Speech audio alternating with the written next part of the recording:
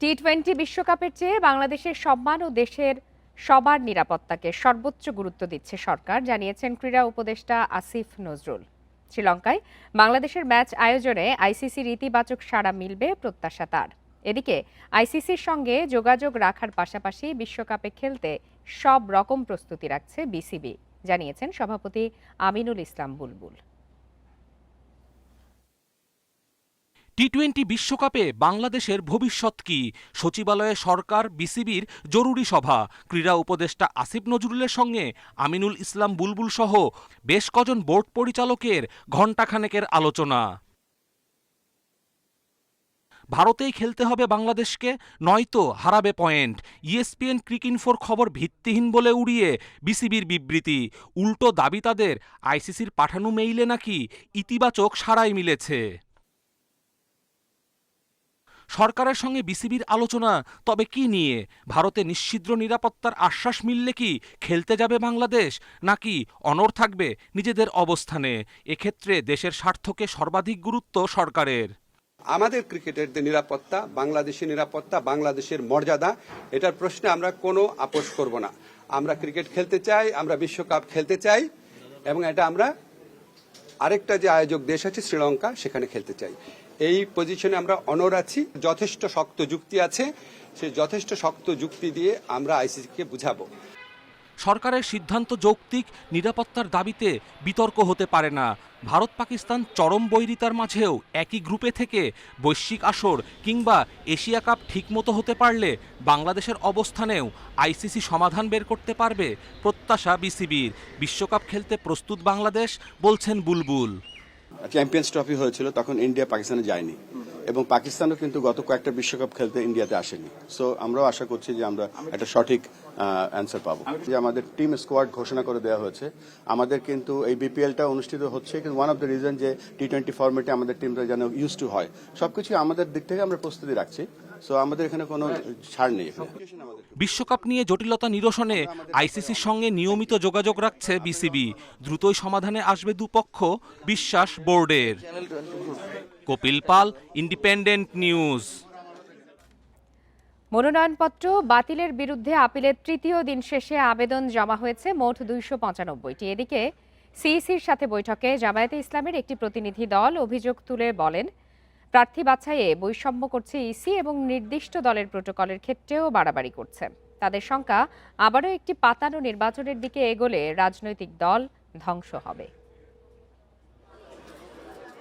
মনোনয়নপত্র বাতিলে রিটার্নিং অফিসারের সিদ্ধান্তের বিরুদ্ধে নির্বাচন কমিশনে আপিল চলছে। তৃতীয় দিন আবেদন করেন 131 জন। শুধু বাতিল নয়, বৈধ প্রার্থীর বিরুদ্ধেও আবেদন করেছেন সংক্ষুব্ধরা। যাচাই বাছাই বাদ পড়েছেন 723 জন প্রার্থী, যার প্রায় অর্ধেকই স্বতন্ত্র প্রার্থী। প্রার্থীদের অভিযোগ, নানা জটিলতায় ফেলে স্বতন্ত্র প্রার্থীদের নির্বাচন থেকে দূরে রাখতে চাইছে কমিশন। ইসির বিরুদ্ধে বৈষম্যমূলক আচরণেরও অভিযোগ তাদের। 1% ভোটার লিস্টের যে তালিকাটি আমরা দিয়েছিলাম, সেখানে সত্যতা যাচাই করে পাওয়া যায়নি, এরকম একটি ইয়ারশারকে। নওগাঁ জেলার মধ্যে স্বতন্ত্র মহিলা প্রার্থী আমি একজনই বর্তমানে। তো 1%-এর জন্য আমাকে রিজেক্ট করে দিয়েছেন। সিগনেচার বাদ ছিল, ওইটুকুই আমার সমস্যা ছিল। আশা করি এটা হয়ে যাবে। এদিকে বুধবার প্রার্থী বাছাই সহ নির্বাচনের সার্বিক বিষয় নিয়ে সিইসির সাথে বৈঠক করে জামায়াত ইসলামের একটি প্রতিনিধি দল। তারাও প্রার্থী বাছাইয়ে ইসির বিরুদ্ধে বৈষম্যমূলক আচরণের অভিযোগ তোলে। এ সময় দলীয় ডিসিএসপিদের বদলির দাবি করে দলটি।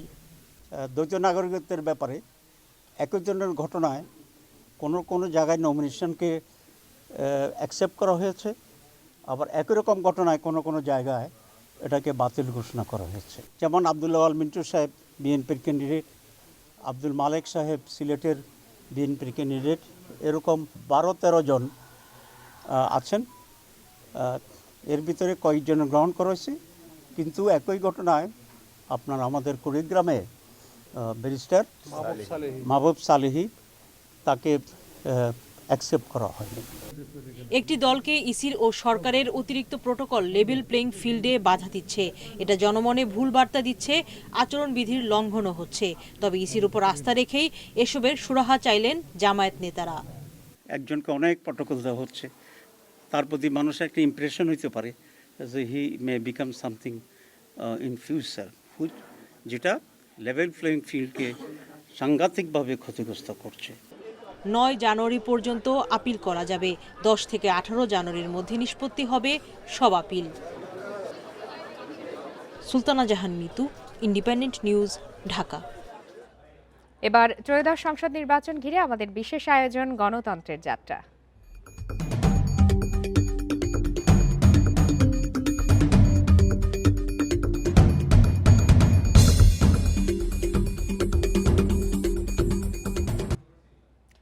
আঠারো থেকে 36 বছর বয়সী ভোটাররাই আগামী নির্বাচনে বিজয় নির্ধারণ করবে। যে দল এই ভোটারদের টানতে পারবে তারাই জয়ী হবে, কথা বলছেন রাজনৈতিক বিশ্লেষকরা। তাদের মতে নির্বাচনী ইশতেহারে তরুণদের জন্য চমক থাকতে হবে। বিষয়টি মাথায় নিয়ে নির্বাচনী ইশতেহারে তরুণদের বেশি গুরুত্ব দিচ্ছে রাজনৈতিক দলগুলো। স্বৈর শাসনের 3টি বিতর্কিত নির্বাচনে তরুণ ভোটারদের একটি বড় অংশ ভোটই দিতে পারেননি। তাই আগামী নির্বাচনে তারা প্রথমবারের মতো ভোট দেবেন।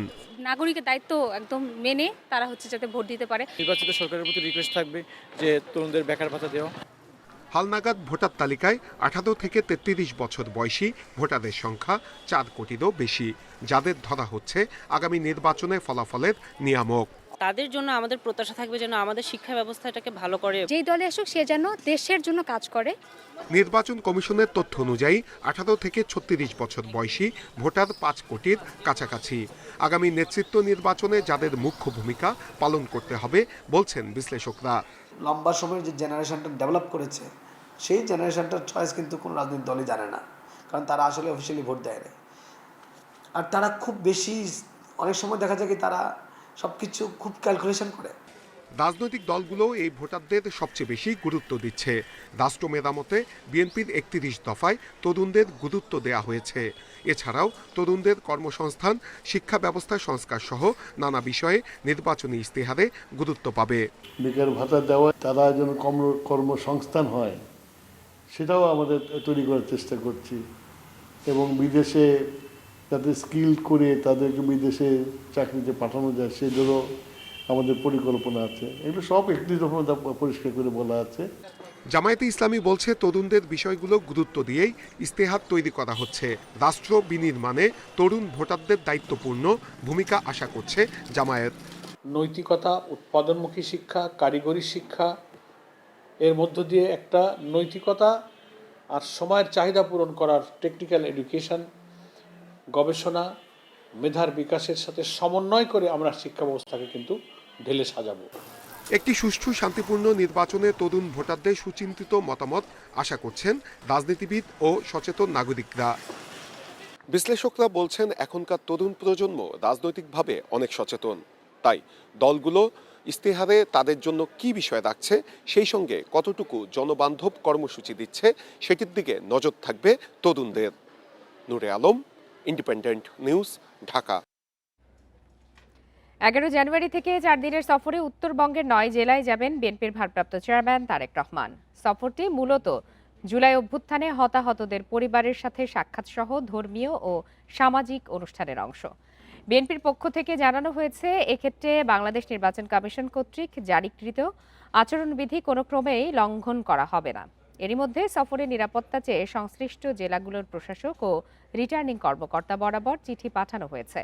সূচি অনুযায়ী আগামী 11 জানুয়ারি তারেক রহমান ঢাকা থেকে রওনা দিয়ে টাঙ্গাইল ও সিরাজগঞ্জ হয়ে বগুড়ায় রাত্রি যাপন করবেন।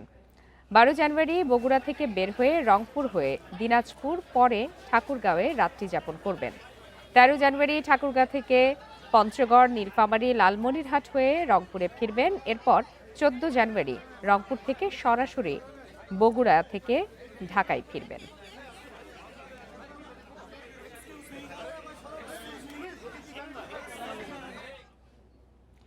এই মুহূর্তে দেশের অভ্যন্তরীণ ও ভূ রাজনৈতিক পরিস্থিতিতে বিএনপি ব্যতীত কারোরই সরকার চালানোর ক্ষমতা নেই বলে মন্তব্য করেছেন গণ অধিকার পরিষদের সভাপতি নুরুল হক নূর। বিএনপিকে বিদ্রোহী প্রার্থীদের বহিষ্কার না করে আলাপ আলোচনার মধ্য দিয়ে প্রার্থীদের বসানোর পরামর্শ তার। সন্ধ্যায় গুলশান কার্যালয়ে বিএনপির ভারপ্রাপ্ত চেয়ারম্যান তারেক রহমানের সাথে মত বিনিময় শেষে এসব কথা বলেন তিনি। জানান, তারেক রহমানের এটি বড় সুযোগ বাংলাদেশের গণতান্ত্রিক যাত্রাকে এগিয়ে নেয়ার।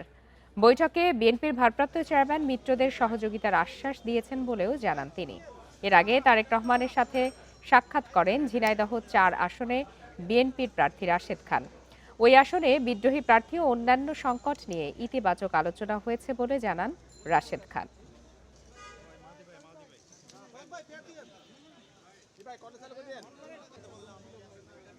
এই মুহূর্তে বাংলাদেশের বাস্তবতায় বিএনপি ব্যতীত অন্য কোনো দলের হাতে রাষ্ট্র ক্ষমতা দিলে তারা দেশ পরিচালনা করতে পারবে না, বাংলাদেশের অভ্যন্তরীণ চ্যালেঞ্জ এবং জিওপলিটিক্সের জায়গা থেকে। সো দেশের স্বার্থেই কিন্তু এই মুহূর্তে আমাদেরকে বিএনপিকে সহযোগিতা করতে হবে, যেই কারণেই কিন্তু দলীয় স্বার্থের চেয়েও আমরা জাতীয় স্বার্থে বিএনপির সাথে আছি। যারা স্বতন্ত্র প্রার্থী রয়েছে, সংক্ষুব্ধ রয়েছে, আমি দৃঢ় বিশ্বাস করি তারা প্রত্যেকে তাদের মান অভিমান ভুলে জনাব তারেক রহমানের সারথি হিসেবে তার স্বপ্ন বাস্তবায়নে, তার পরিকল্পনা বাস্তবায়নে কাজ করবে ইনশাআল্লাহ। জাকসু নির্বাচনের ২৬ কেন্দ্রের ফল ঘোষণা করেছে নির্বাচন কমিশন। এতে ভিপি, জিএস, এজিএস সহ ৩ পদেই হাড্ডাহাড্ডি লড়াই দেখা যাচ্ছে। বিকাল ৫:৩০টায় জগন্নাথ বিশ্ববিদ্যালয়ের কেন্দ্রীয় অডিটোরিয়ামে শিক্ষা ও গবেষণা ইনস্টিটিউটের ফলাফল ঘোষণা করা হয়। ভিপি পদে ৩,৩৬৪ ভোট নিয়ে এগিয়ে আছেন শিবির সমর্থিত প্যানেলের মোহাম্মদ রিয়াজুল ইসলাম। ৩,০১৩ ভোট নিয়ে তার নিকটতম প্রতিদ্বন্দ্বী ছাত্রদল ও ছাত্র অধিকার পরিষদ সমর্থিত প্যানেলের AKM রাকিব। জিএস পদে এগিয়ে ছাত্র শিবির সমর্থিত প্যানেলের আব্দুল আলিম আরিফ। তিনি এখন পর্যন্ত ৩,৩৫৩ ভোট পেয়েছেন। ১,৩১০ ভোট নিয়ে তার নিকটতম প্রতিদ্বন্দ্বী ছাত্রদল সমর্থিত প্রার্থী খাদিজাতুল কুবরা।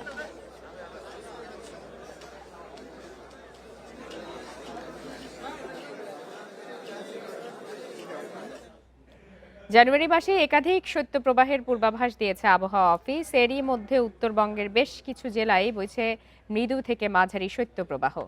ঘন কুয়াশার স্থায়িত্বের কারণে শীতের তীব্রতা বাড়ার কথা বলছে আবহাওয়া অফিস। ফেব্রুয়ারির আগে শীত কমার সম্ভাবনা দেখছেন না আবহাওয়াবিদরা। টানা ২ সপ্তাহ ধরে হাড় কাঁপানো শীত দেশ জুড়ে। এরই মধ্যে মৃদু থেকে মাঝারি ধরনের শৈত্যপ্রবাহ বইছে দেশের উত্তরাঞ্চলের বেশ কয়েক জেলায়। আবহাওয়া অফিস বলছে বুধবার দেশের সর্বনিম্ন তাপমাত্রা রেকর্ড করা হয়েছে নওগাঁর বদলগাছিতে ৬.৭ ডিগ্রি সেলসিয়াস। জলবায়ু পরিবর্তনের পাশাপাশি ঘন কুয়াশার স্থায়িত্ব দিনের তাপমাত্রা ধারাবাহিকভাবেই কমই থাকছে। এতে তীব্র শীত অনুভূত হচ্ছে। ২৫-২৬ তারিখ থেকে ঢাকার কুয়াশা বেড়ে যায় এবং শুধু ঢাকা অঞ্চল না, মোটামুটি সারা দেশে এটা কভার করে। এই কারণে সারা দেশে দিনের তাপমাত্রা অন অ্যান অ্যাভারেজ ৭-৮ ডিগ্রি কমে যায়। এটা অনেকটাই অস্বাভাবিক। দিনের তাপমাত্রা এই ধরনের র্যাপিড ফলের কারণে মানুষের শীতের তীব্রতা অনেক বেড়ে গিয়েছিল। ঠান্ডার প্রকোপ আরও কয়েকদিন একই রকম থাকার কথা জানিয়েছে আবহাওয়াবিদেরা। এরপর স্বল্প সময়ের জন্য স্বাভাবিক হলেও চলতি মাসেই একাধিক শৈত্যপ্রবাহের পূর্বাভাস আবহাওয়া অধিদপ্তরের। জানুয়ারি শীতলতম মাস, এই মাসে নর্মাল তাপমাত্রা কম থাকে। এটা যেটা হয়েছে ঘন কুয়াশার কারণে পরিস্থিতিটা অনেকটাই অস্বাভাবিক ছিল। তবে মাঝখানে ব্রেক দিবে, পরে আবার এই মাসে আরো ২-৩টা আপনার মৃদু থেকে মাঝারি শৈত্যপ্রবাহ আসবে। এর মধ্যে একটা সিভিয়ারও যেতে পারে। তবে ফেব্রুয়ারির প্রথম সপ্তাহ থেকেই তাপমাত্রায় পরিবর্তন আসতে পারে। শীতের তীব্রতা কমে আসারও পূর্বাভাস আবহাওয়া অফিসের। রেজওয়ানুল হক, ইন্ডিপেন্ডেন্ট নিউজ, ঢাকা। জুলাই আগস্টে আন্দোলন চলাকালীন ইন্টারনেট বন্ধ করে হত্যার নির্দেশ সহ ৩ অভিযোগে শেখ হাসিনার ছেলে সজীব ওয়াজেদ জয় ও পলকের বিরুদ্ধে অভিযোগ গঠনের শুনানি পিছিয়ে ১১ জানুয়ারি ঠিক করেছে ট্রাইব্যুনাল। বিচারপতি গোলাম মর্তুজা মজুমদারের নেতৃত্বাধীন আন্তর্জাতিক অপরাধ ট্রাইব্যুনাল ১ এই শুনানি হবে। প্রসিকিউশন জানায় ইন্টারনেট বন্ধ করে হত্যাকাণ্ডের তথ্য আড়াল করার মাস্টারমাইন্ড ছিলেন সজীব ওয়াজেদ জয়, আর তার নির্দেশ বাস্তবায়ন ও সকল ধরনের সহযোগিতা করে আইসিটি প্রতিমন্ত্রী জুনায়েদ আহমেদ পলক। তাদের বিরুদ্ধে মানবতা বিরোধী অপরাধের ভয়াবহ চিত্র আড়াল করা, উস্কানি ও হত্যা সংগঠনে সহায়তার 3টি সুনির্দিষ্ট অভিযোগ ট্রাইব্যুনালে দাখিল করে রাষ্ট্রপক্ষ। এদিকে জুলাইয়ে ছাত্র জনতার গণ অভ্যুত্থানকালীন কুষ্টিয়ায় ৬ জনকে হত্যাসহ সুনির্দিষ্ট ৩টি অভিযোগে মানবতা বিরোধী অপরাধের মামলায় মাহবুবুল আলম হানিফ সহ ৪ জনের বিরুদ্ধে সাক্ষ্য গ্রহণ করা হয়েছে। মামলায় পরবর্তী সাক্ষ্য গ্রহণ ২১ জানুয়ারি। এছাড়া রংপুরে আবু সাইদ হত্যা মামলার তদন্ত কর্মকর্তাকে জেরা করেছে আসামি পক্ষ।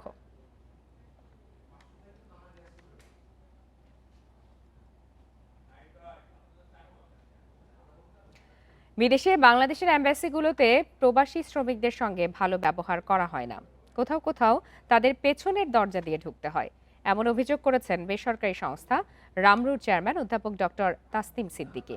অপরদিকে আলোকচিত্রী শহীদুল আলম বলেছেন, অ্যাম্বাসিগুলো এক একটা দুর্নীতির আখড়া।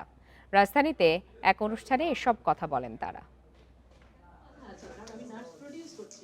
আন্তর্জাতিক শ্রম অভিবাসনের গতি প্রকৃতি নিয়ে বুধবার বিকেলে জাতীয় প্রেস ক্লাবে সংবাদ সম্মেলনের আয়োজন করে বেসরকারি সংস্থা refugee and migratory movements research RMMRU. এতে 2025 সালে ইউরোপ ও মধ্যপ্রাচ্য সহ বিভিন্ন অঞ্চলের অভিবাসন নীতি, আইন ও পলিসি পরিবর্তনের চিত্র তুলে ধরা হয়। রামরুর গবেষণাপত্র বলছে, ইউরোপ ও মধ্যপ্রাচ্যের দেশগুলো একদিকে অনিয়মিত অভিবাসন ও আশ্রয়ের আবেদনের ওপর কড়াকড়ি আরোপ করেছে, অন্যদিকে দক্ষ ও নিয়ন্ত্রিত শ্রম অভিবাসনের অগ্রাধিকার দিচ্ছে, যার প্রভাব পড়েছে বাংলাদেশের মতো দেশগুলোতে। পরে আলোচনায় অংশ নিয়ে আলোকচিত্রী শহীদুল আলম বিদেশে বাংলাদেশের দূতাবাসগুলোর সেবার মান নিয়ে কঠোর সমালোচনা করেন। আমাদের প্রত্যেকটা এমবেসি সেগুলি একটা দুর্নীতির আখড়া। আমি মালয়েশিয়াতে যখন কাজ করেছি, সাধারণ মানুষের জন্য কিন্তু সামনের দরজাটা খোলা থাকে না, ওই পেছনে একটা ছোট্ট দরজা আছে, ওটা দিয়ে সকলে ঢোকে, ওটা দিয়ে বেরোয়, এবং ঢুকলে দেখবেন বিশাল মানুষজন। পেছনের এমবেসির একটা ছোট্ট দরজা আছে, ওটা দিয়ে ঢুকে দালালরা ওখান থেকে টাকা নেয়, লেনদেন করে। এমবেসির ভেতরে দালাল লেনদেন করছে, এমবেসিতে যাওয়ার কোনো রাস্তা নাই। রামরুর চেয়ারম্যানও একই ধরনের অভিযোগ করে হতাশা প্রকাশ করেন।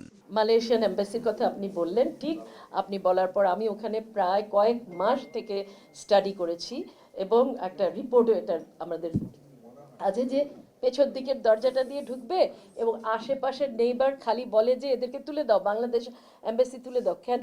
টয়লেট নাই, এরা আশেপাশের ওয়ালের ওইখানে গিয়ে ইস্যু করে আসে। কি করবে এরা, বলেন কি করবে? যতবারই, এবং তারা অত্যন্ত বিরক্ত হয়ে খালি কমপ্লেইন করে এমবাসির এগেইনস্ট।